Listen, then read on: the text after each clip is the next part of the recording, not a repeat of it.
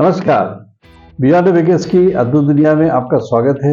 मैं आपका host doctor प्रकाश हुगे। Beyond abacus में हमारा मानना है कि mathematics is beyond abacus, that is गणित सिर्फ एक बड़े बड़े गुणा भाग करने से ज़्यादा जो अबेकस में आप करते हैं उससे ज़्यादा बहुत कुछ है। ये एक सोचने का तरीका है, एक काम करने का तरीका है। और इसलिए हमारी प्लेलिस्ट में आप देखेंगे हमने बहुत अलग अलग तरीके के टॉपिक्स लेके गणित के शिक्षण को प्रभावी बनाने का एक गंभीर प्रयास किया है। उसमें अब ये जो सीरीज़ है MCC जिसका नाम है, अर्थात कि मैथ्स कोर कॉन्सेप्ट, इस सीरीज़ में हमने पूरा प्रयास किया है कि जो गणित के 4 आधारभूत पाए हैं, that is arithmetic, geometry, algebra और रीजनिंग, इनके ऊपर एक एक इनके कंसेप्ट लेके उनको हमने व्याख्या करने का प्रयास किया है कि वो क्या है और उनकी क्या आवश्यकता है, ये हमने समझाने का प्रयास किया है। और पूरा जो हमारा प्रयास है वो ये है कि बिल्कुल नॉन टेक्निकल भाषा में, आसान शब्दों में उसको समझा पाएँ और रोज़ के जीवन के उदाहरण लेके उसको समझा पाएँ, ताकि गणित के प्रति एक डर जो बच्चों को है वो दूर हो और ज़्यादा से ज़्यादा लोगों तक ये विचार पहुँचे कि गणित कोई बहुत मंगलयान से आई हुई वस्तु नहीं है, ये हमारे रोज़ के जीवन में प्रयोग करने की वस्तु है। और इसीलिए सारी बातचीत हिंदी में है ताकि, और स्क्रिप्ट इंग्लिश में है ताकि लोग पढ़ सकें और उसको समझ सकें। तो ये हमारा प्रयास है। तो चलिए देखते हैं आज हमारे पास मैथमेटिकल सिंबल्स 2 में क्या है। मैथमेटिकल सिंबल्स 1 जो वीडियो है वो आप नीचे देख सकते हैं। इसमें हमने कुछ बहुत ही बेसिक सिंबल्स के बारे में बात की है और आज हम देखेंगे मैथमेटिकल सिंबल्स 2।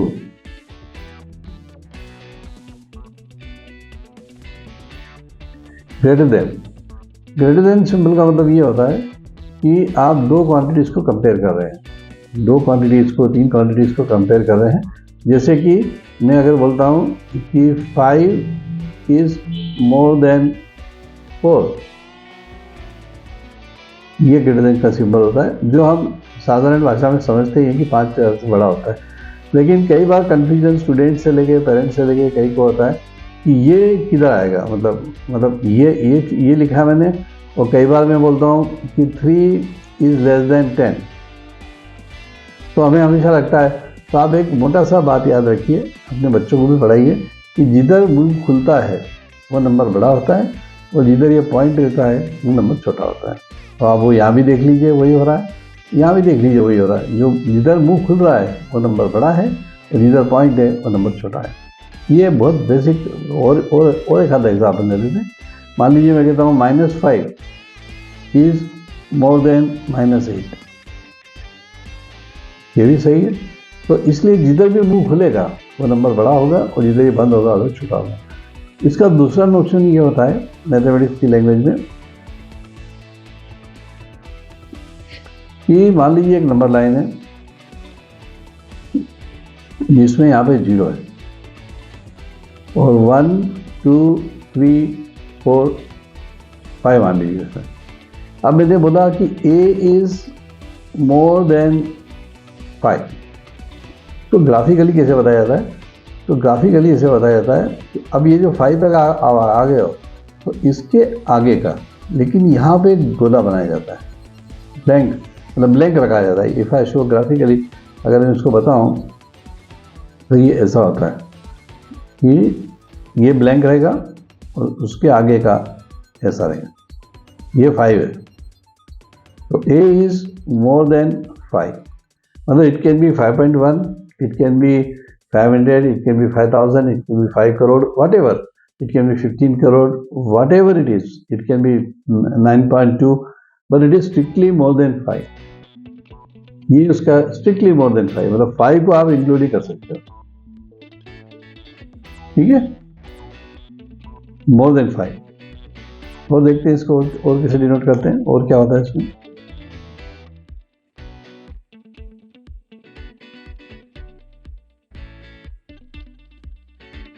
तो होता है ग्रेटर देन और इक्वल टू, ये भी एक बार समझ लेते हैं। ग्रेटर देन और इक्वल टू, जैसे मैंने बोला कि आपका x जो है it has to be greater than और इक्वल टू 6। जैसे हमने बोला कि भाई बच्चों की पार्टी है, मान लो कोई छोटे से एक बच्चे ने अपने आसपास के मित्र को बुला लिया, उसकी बर्थडे पार्टी है, तो हमने बोला भाई कितने टॉफीज लाना है, क्या करना है, तो आपने बोला एटलीस्ट 6 लाओ, एटलीस्ट 6 जो वर्ड है ना,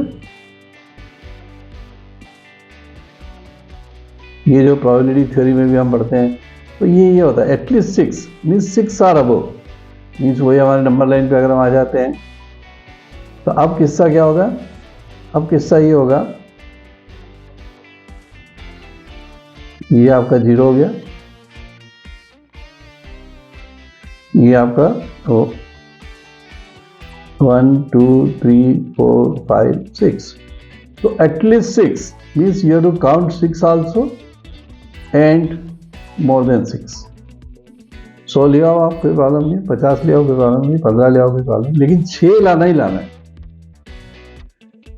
जैसे हमने किसी को बोला कि फंक्शन का टाइम है, मैरिज का टाइम, हाँ कुछ भी प्रोग्राम है, हमने बोला टाइम इज 6 PM, जो शादी में लिखा था ना, कम 6 PM ऑनवर्ड, 6 PM से आपके आगमन तक, तो मतलब क्या हुआ, more than equal to 6 PM। कि आप 6 PM पे आओ तो सब कुछ सेट मिलेगा, 6 PM ऑनवर्ड आप कभी भी आओ। This is the notion of greater than equal to. Symbolically ये ऐसा बनेगा,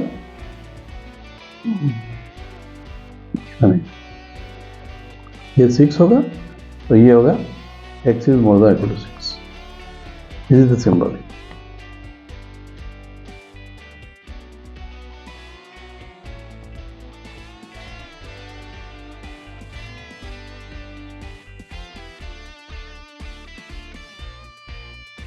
उसी का उल्टा चलते हैं, लेस देन, बिल्कुल ठीक उल्टा है उसका। लेस देन जैसे मैंने बोला कि t is strictly less then 10, t is strictly less then 10, इसका मतलब क्या कि यू कैनॉट इंक्लूड 10। आप 10 तक पहुंच जाओ, 10 के आसपास पहुंच जाओ, लेकिन आप 10 को शामिल नहीं कर सकते। इसका मीनिंग क्या होगा अगर इसको हम डायग्रामेटिकली बनाना चाहें। मैं कम नंबर लेता हूँ क्योंकि इतना लंबा ड्राइंग नहीं करना पड़ेगा। तो मान लीजिए ये हमारा 0 है, 1 2 3, तो मैंने बोला अगर कि p is strictly less then 3, तो फिर मेरे को यहाँ पे 3 जो है इसको खुला रखना पड़ेगा, और 3 के अलावा कुछ भी मैं ले सकता हूँ। अब ये कॉमन सेंसिकल है कि अगर आप नंबर ऑफ पर्सन्स ले रहे हो तो वो 0 1 2 3 1 2 हो सकता है, 3 नहीं हो सकता, क्योंकि आप डिस्क्रीट डेटा की बात कर रहे हो, आप नंबर ऑफ पर्सन्स की बात कर रहे हो। तो फिर जैसे मान लो कोई इंटरव्यू है, तो हम बोल रहे हैं कि हमको 2 ही लोग चाहिए, तो स्ट्रिक्टली लेस देन 3 हो गया ना, स्ट्रिक्टली लेस देन 3 हो गया। तो स्ट्रिक्टली लेस देन 3 का मतलब होता है 0 1 और 2। If you are talking of finite word, if you are talking of what we call discrete statistics, या अब आप डिस्क्रीट डेटा की बात कर रहे हो, तो you can have only values 0 1 2, क्योंकि लेस देन 3। तो दिस इज द नोशन। तो अगर इसको डायग्रामेटिकली दिखाना चाहें तो हमारी क्या नोशन होगी, ये रहेगा गोला which is 3 and everything before this, everything less than this.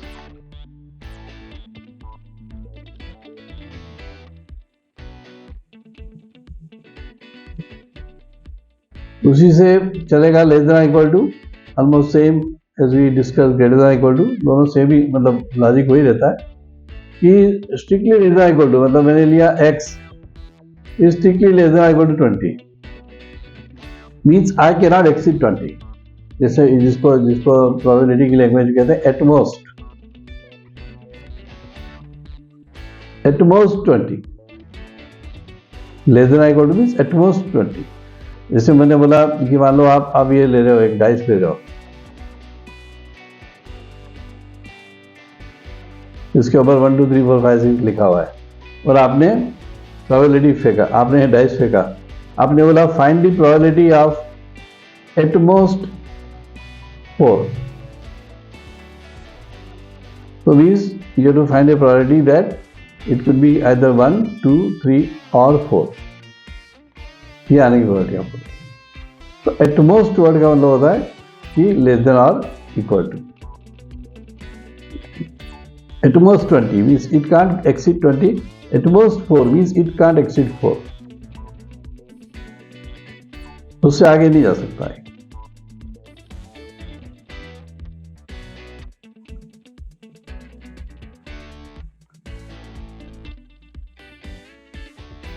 Equal to, ये कहने को तो बहुत आसान लगता है कि ये सिंबल क्या है, लेकिन इक्वल टू क्या है? इक्वल टू एक तरह की रिलेशनशिप है। इसे मैंने बोल दिया a इक्वल टू 5, तो अब ये ना इधर जा रहा है ना इधर जा रहा है, एग्जैक्टली वहीं आ रहा है, एग्जैक्टली वहीं आ रहा है। तो equivalence, equal to is basically short form of is a relationship which is equivalence.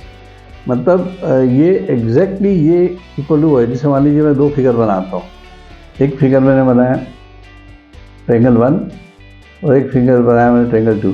तो ये triangle 1 is congruent to triangle 2, तो हम कहते हैं कि मतलब you can map like this. ऐसा आप एक को रखेंगे दूसरा नहीं दिखेगा, एक को रखेंगे दूसरा नहीं दिखेगा। So this is called congruency. तो कॉन्ग्रुएंसी भी एक तरह की इक्विवेलेंसी है, इक्वल टू ये रिलेशनशिप होती है।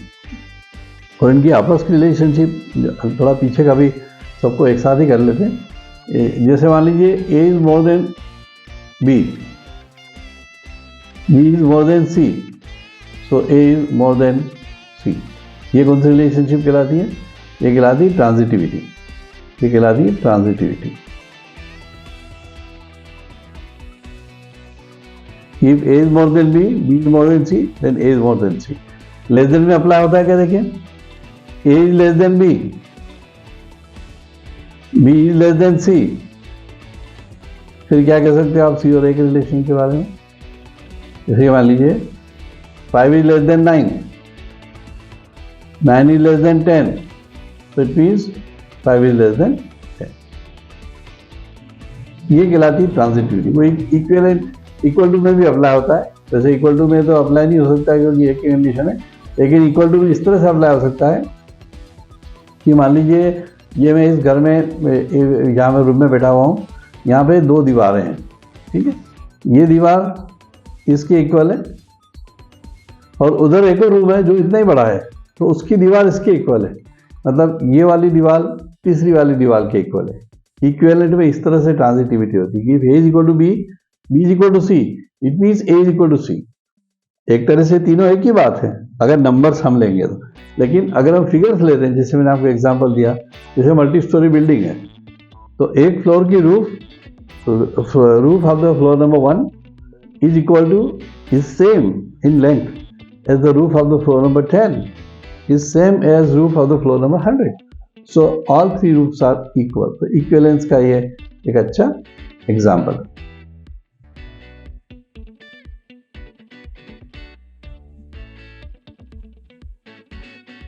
नॉट इक्वल टू, ये बहुत इंपॉर्टेंट है। लगता है इतना ऑर्डिनरी कि हम बोल दिए कि भाई 5 इज नॉट इक्वल टू, मान लो मैंने बोल दिया a is not equal to b, means what?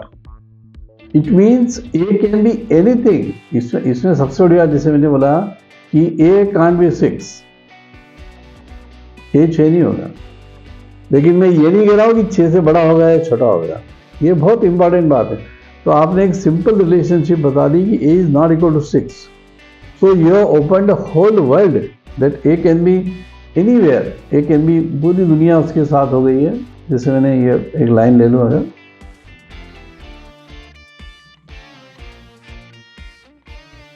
तो अगर मैंने ऐसा बोला 1 2 3 4 5 6, तो ये मैं अगर यहाँ बोल रहा हूँ कि a is not equal to 6, तो इस 6 के अलावा ये सारी दुनिया मेरे पास है, ये सारी दुनिया मेरे पास है, सिर्फ इसको छोड़े। तो इट्स ए ह्यूज वर्ल्ड।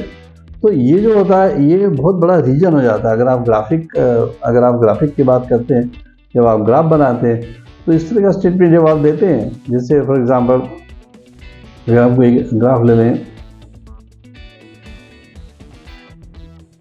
तो ये ऐसा बहुत बड़ा, ये 6 से मान लीजिए आपका, तो ये बहुत बड़ा रीजन हो जाता है विच इज, जो कि ए के इधर का भी ये सब कुछ हो जाएगा, इसके इधर सब कुछ, सिर्फ ये a इज इक्वल टू 6 जो है, only this is not allowed. तो इस तरह से ये सिंबल होते हैं। Not equal to is a big symbol which shows lot of things.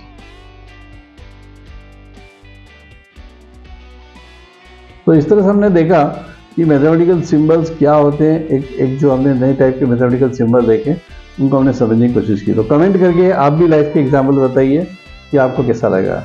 चलिए मिलते हैं अगले वीडियो में, तब तक के लिए नमस्कार।